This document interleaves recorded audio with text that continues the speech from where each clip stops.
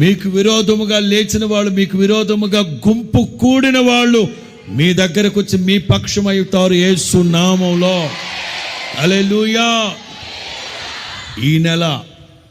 ఈ నవంబర్ నెల 1వ తారీఖున వాగ్దాన సందేశంలో 4వ మాట చెప్పాను.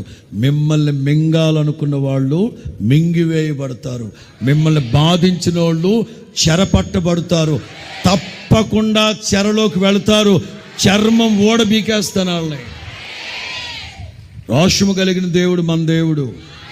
యాకోబుకు విరోధంగా ఏ శకునము, ఏ మంత్రము, ఏ చేతబడి క్రియ జరగదు.